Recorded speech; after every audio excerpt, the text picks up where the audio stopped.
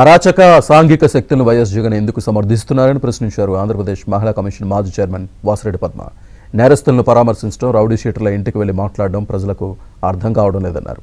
రాజధానిని, కులమతాలను అస్థిరపరచడానికి జగన్ ప్రయత్నిస్తున్నారని అన్నారు. మొత్తం మీద ఏపీ ప్రజల గుండెల మీద జగన్ ఒక కుంపటిలాగా ఉన్నారని అన్నారు.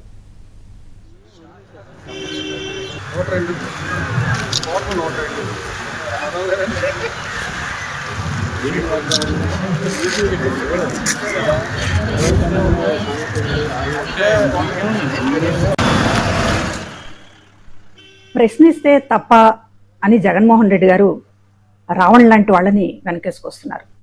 అంతకుముందు అనేక మంది అరాచక శక్తుల్ని, అసాంఘిక శక్తులని సమర్థిస్తూ మాట్లాడారు.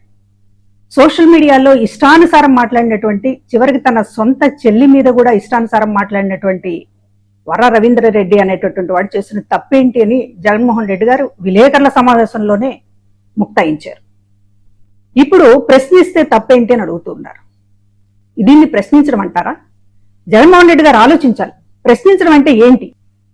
ఎందుకు మీరు అరాచక శక్తుల్ని నమ్ముకుంటున్నారు? పదే పదే నేరస్తుల్ని పరామర్శిస్తారు, రౌడీ షీటర్ల ఇంటికి వెళ్లి వాళ్ళని ఒక హీరోలుగా చిత్రీకరిస్తారు.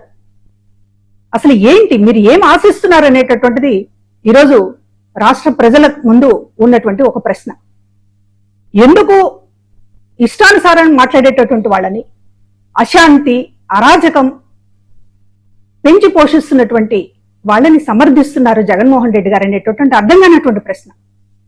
ఇవాళ ఆయన ఒక పెద్ద కుట్రదారుడు అనేటటువంటిది చాలా విషయాల్లో బయటపడుతోంది.